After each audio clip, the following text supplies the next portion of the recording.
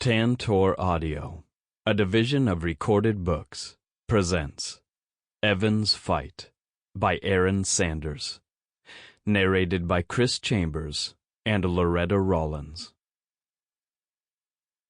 Prologue. Evin. So, this is what the newest executive vice president extraordinaire does to earn the coveted corner office and obscene salary. You sit around and watch television?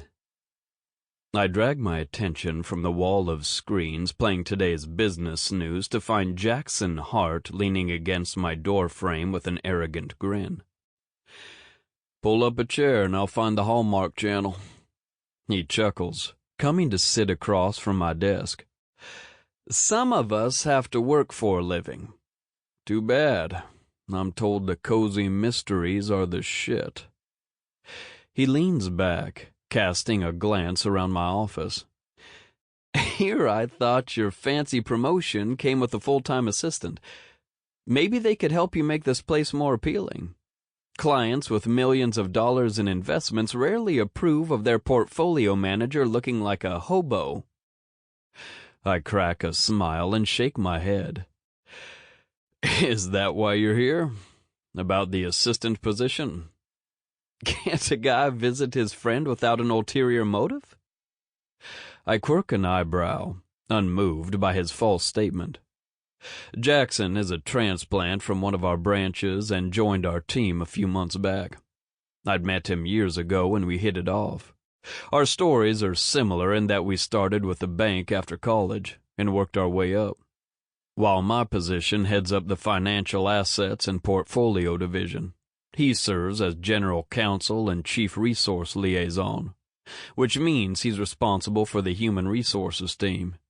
He's wicked sharp, highly educated, and all around liked by all. It's not unusual for him to drop by and shoot the shit. In the last months, we've formed a friendship outside of work. But inside this building, he's typically all business, which is why he's here about my recent denial to take on a full-time assistant. Okay, the position is one reason I'm here, he admits. I'm good with continuing to share Tessa. We function well together, and her time split has never been a problem. If I find things change, we'll reassess before budgets. His expression grows serious as he sits forward, propping his elbows on his knees. Evin, the 60 to 70-hour weeks can't continue. Having a dedicated person to take some of the load will free up some of your time. You been talking to my mom and sister? No, but sounds like they see the writing on the wall too. What writing is that? Burnout, fatigue, stress, premature anxiety, all the textbook symptoms. Here comes the psychological assessment side of Dr. Hart. He hates the reference Dr. Hart. He's nowhere near a true doctor. But his years of training on employee behaviors make him somewhat of an expert. Would be falling on my job if I didn't take the health and well-being of my employees seriously. Jackson, I'm good. Promise. I knew what I was getting into when I decided on this career. But I also know how to make the break. This is mostly true. He studies me for a second and nods his acceptance. I'll note that as an issue to be discussed at a future date. We'll readdress in a month. Whatever you say. What else is on your mind? If you didn't like my push for the help, you're certainly not going to like what's coming next. An uneasy feeling skates over me, and I wait for him to elaborate. You've heard about the changes to the PTO and comp time policies we're implementing? Vaguely. Not my wheelhouse since I'm not involved. Well, it's about to become your wheelhouse because human resources slid your file to the front. Even with the new rollover policy and the payout grid, You stand to lose a significant amount of your accumulated time off. Now, with your promotion, your benefits have shifted again. You're here to tell me to take some time off. In a manner of speaking. Not a problem. I have a trip planned next week and again in August for a wedding. The holidays are in a few months, so I'll tack on some time there too. Evin, a few days sprinkled here and there will not cut it. You need to look at weeks. 10 weeks to be specific. I suck in a sharp breath, mentally calculating my PTO. 10 weeks? 10. None of that rolls over or pays out? That's with your rollover and payout. I did the computing myself. Shit. There's no way. The perks of an overachiever. I catch the humor in his voice. You consider this funny? Not at all. But most people would jump at this news. You look miserable. How the hell am I supposed to manage my business if I'm not here? How about getting an assistant? You're an ass. I fall back in my chair. Sneak attack. Think about it. Anything else on your mind? The list is endless. My next question is about this office. You've been in here for over a week.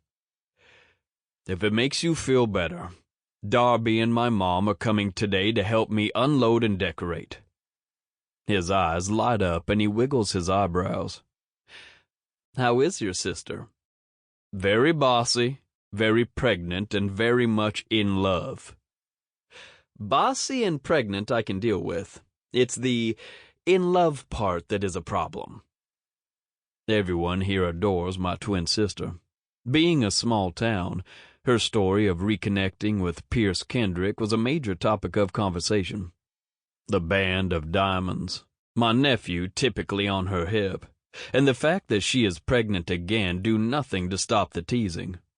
Jackson is not the only man to throw in jabs about stealing her away. Get in line. Joe's been pining for a lot longer than you. Joseph doesn't stand a chance.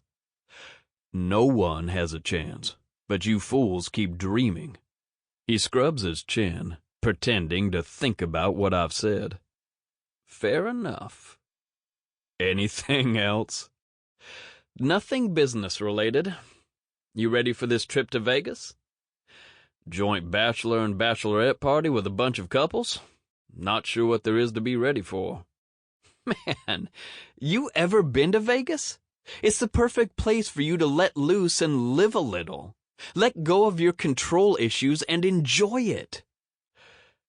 There's no point in arguing with him, because it's a well-known trait that control drives me. Didn't you say Ashlyn's brother would be there? Yeah.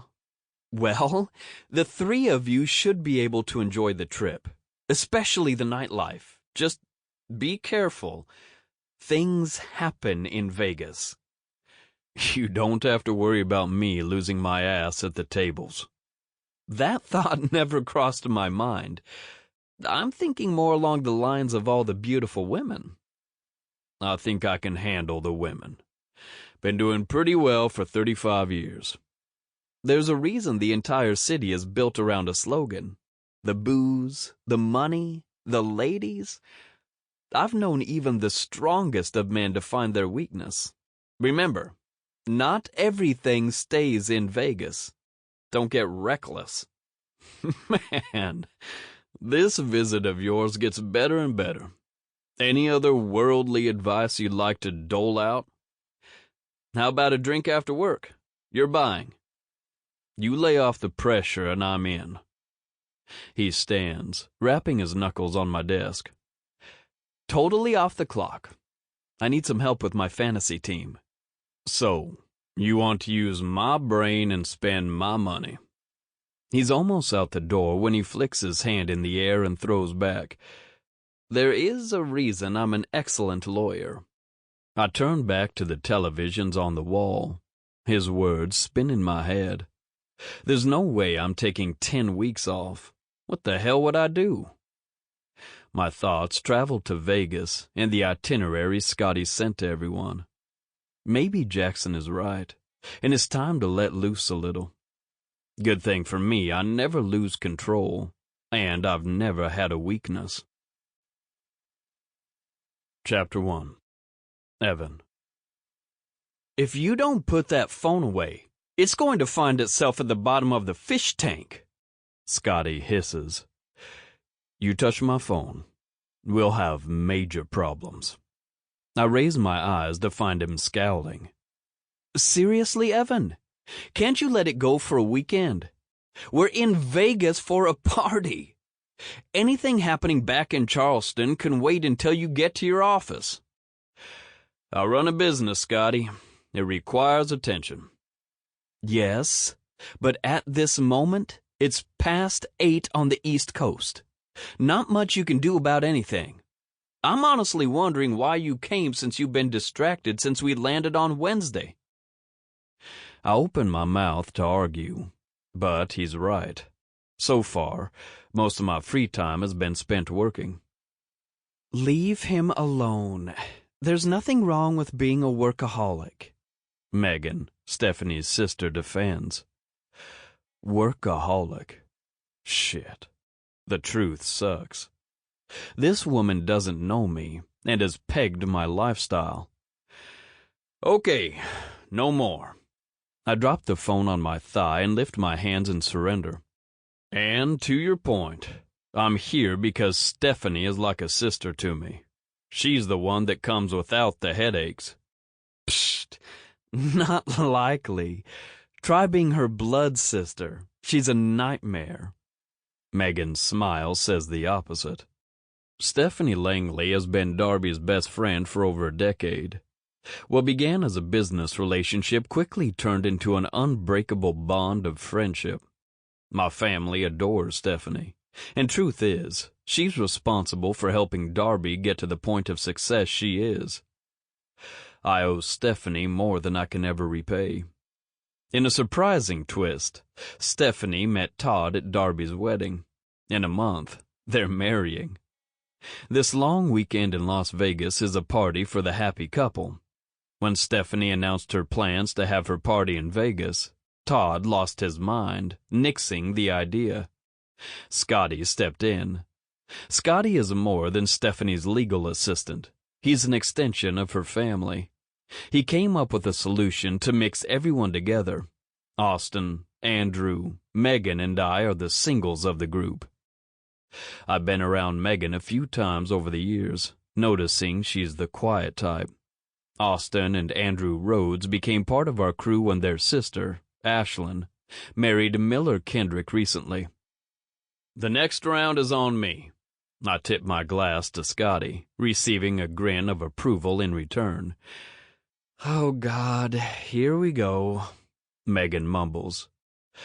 Looking at them makes me a little jealous and sick at the same time. I follow her gaze to catch Todd, Stephanie, Darby, and Pierce headed our way. My phone buzzes with a text. Luckily, Scotty's focused elsewhere, so I glance down and immediately regret it. Rena. I made a huge mistake. I should have never pressured you. Things were good between us, and I'd like to try again. The unwelcome blast from my past sets my nerves on edge. In true Rena fashion, she's made what was a simple arrangement between two consenting adults into a thing. What she's forgotten is there was no pressure. She laid out an ultimatum, plain and simple. Rena Lewis and I hooked up on and off after meeting at a banking event. At first, she was perfectly fine with grabbing a drink, which always led us back to her place. Neither of us pushed for more, until a few months ago when I mistakenly mentioned Miller and Ashlyn's wedding. Her attitude then took a 180. I should have cut it off at the first sign of her persistence. But in a moment of weakness, I let my dick do my thinking. One thing led to another, and I found myself balls deep in her once again. Afterward, she laid out her ultimatum. Either I invite her to the wedding and introduce her to my life, or it's over. Option 2 it was. I walked away, cutting all ties. It may make me a supreme asshole, but it was a straightforward decision. No matter how good the sex was, no woman was dictating my life. I evaded any event we'd come into contact. It worked until last week at the annual client appreciation. She was there, draped on a man I didn't know. Her eyes met mine briefly, and in that second, her expression changed. I left without a word, avoiding any contact. "You good man?" Austin breaks into my thoughts, bringing me back to the scene in front of me. "Yeah." "You look pissed." "Nope." His eyes go to the hand gripping my phone. "Whoever she is, must be pretty intense." "Not intense. More of a mistake." He nods his understanding. "Been there a few times. But look at the bright side. We're in fucking Las Vegas. The women are everywhere. So my guess is, they aren't asking for more." I crack a grin and glance around. Why the hell am I sitting my ass in this bar, shooting back scotch, and waiting on the last of the happy couples to arrive? Not only that, I'm tortured by the fact that my sister is glowing like a firework. It has nothing to do with the fact she's pregnant. The shimmers covering them both tell me more than I need to know. "I'm ditching," I announce lowly to Austin and Andrew. "This is getting too soppy for me." "I'm with you." Andrew drains his glass. "Me too." Austin stands. "Let's head out before my sister comes in and God forbid Miller's covered in those fucking sparkles." Too late. As soon as the words are out of his mouth, Ashlyn glides in with Miller holding her waist. Darby shoots me a glance, reading my thoughts, and non-verbally pleads with me to stay. Her hand drops to her stomach, and fuck if my irritation doesn't fade. For over 12 years, I've lived with the shell of my sister. She never fully recovered until she came back to Charleston and confronted Pierce. Piece by piece, he did what none of us could do and put her back together, suffocating her with his devotion. Now, she's determined to make up for lost time with the cloud she lived under for so long. Our drinks arrive and I dip my chin, deciding not to bail yet. When Scotty announces that he's trying to play matchmaker for all the singles, my eyes narrow at her. She barely hides her amusement. I half listen to them gushing about their encounter today with a woman at the spa. When Scotty calls her a flawless flower child, the question flies out of my mouth. Flawless flower child? Is that the politically correct way of saying hippie?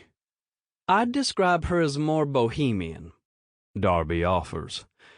"She is wonderful." The conversation carries on, but everything goes static as my eyes zero in on the woman floating into the bar. Her bright eyes dash around, landing on mine. Holy fuck. An unfamiliar sensation invades my chest. The purple dress hugs her every curve and highlights her tight body, and a mass of multicolored waves fall down her back, topped with a crown of flowers circling her head like a halo. Tiny sparkles glimmer across her skin, adding to her glow. She's exquisite. Absolutely fucking breathtaking. An electric current fills the space, and I'm unable to tear my eyes from her. Mesmerized is the only way to explain what's happening to me. The spell is broken when she's immediately surrounded by the women in our group. The next few minutes are a blur as she's introduced around. Poppy. I repeat the name silently, letting it roll on my tongue. Shit if my brain's not scrambling to keep up. Our eyes meet again, and this time I make out the hazel glow. The tip of her tongue darts across her bottom lip, making my dick jerk. Hope you enjoy the show. Maybe we can catch up afterward. She speaks to the group, but her words are directed my way. I give a brief nod as Scotty mentions meeting later. She smiles a blinding smile, and my heart picks up speed. Fuck me. What the hell is happening? When she's disappeared, the skin on the back of my neck prickles. I turn to find Pierce and Miller smirking. They throw out some smart-ass comments, but my thoughts are on the striking beauty. This whole goddamned trip just took a turn. My phone buzzes with another text, and I scan the message from Rena. Please call me. You may assume I'm with another man, but that's done. I ended it after seeing you and knowing I wasn't over us. Let's give it another chance. I'll be patient this time. I don't give a second thought to my callous reply, ready to end this charade and any further communication. I've met someone. Chapter 2. Poppy. I fluff my hair, making sure all the pins are out before slipping the flowered vine on my head. Girl, you were on fire tonight. I swear, flames were shooting with every move. Dante, one of my co-performers and best friends, raves. Thanks, I felt good. Had a fabulous day. Ah, yes, the famous send-off to my 20s weekend. Each day, I'm closer to 30. At some point, I need to think of my next steps. He eyes me quizzically in the mirror. Not after tonight. Your contract is as good as gold. You are perfection, Poppy Malone. Always my cheerleader. Telling the truth. Speaking of the truth, who is the crew waiting in the lobby? What makes you think I know them? We'll call it a hunch. If I know who they are, it's a group of women I met at the spa. Of course, you met friends, but the group waiting isn't only women. I haven't seen a group of men that delicious in a while. Evan's face and the way our eyes locked for a split second when I walked into the bar flash in my mind. Flutters bounce and swarm in my stomach, and my hands tremble slightly as I pile all my stuff together and stow it under the dressing table. Oh my God, you're blushing, Dante screech shouts. I'm not. You are. Those perfectly pearly cheeks are pink. Spill it. I cup my hand over his mouth and glance around, making sure we're alone. There's nothing to spill. His gaze sweeps over me. Then why are you trembling? It's useless to deny my nerves to the one man who has been a constant in my life the last 7 years. Because I'm nervous. He chews on his bottom lip, continuing to scan over me. After a few seconds, his expression relaxes. 6'4", dark, unruly hair, slight scruff, hard body, looking like an Armani model? You described most of them. This one, with unusual eyes the color of light copper, a broody disposition, and staring beams like Superman at the exit door? Really? Oh, yeah. Want to fill me in? Nothing to say. We haven't even spoken. Interesting. He runs his hand through his platinum blonde hair. Not a word. Not yet. Why is it interesting? Because he's got some seriously possessive vibes for a man who's never exchanged a word. You're exaggerating. I wave him off, but inside my heart is soaring. His face takes on a look of concern. One day, you will accept how exceptional you truly are. Exceptional is a stretch, but for now, how do I look? Like an angel sent from the gypsy gods to grace this earth with all your radiance? Thank you, Dante. I needed to hear that. I bounce into him, kissing his cheek. Pips, I'm hanging with you for a while. You are not big brothering me. Nope. I'm taking my favorite girl out and meeting her new friends. Wouldn't be doing my job if I let you go off with a bunch of strangers without checking them out first. Meaning you're checking Evin out. Evin! So Mystery Man has a name? Dante! Come on, Pips. 7 years of living like a nun, and when you decide to dip your toes in the pool, you set your sights on a man like that. I'd be doing an injustice to best friends everywhere if I didn't at least get a feel for him. Promise not to embarrass you.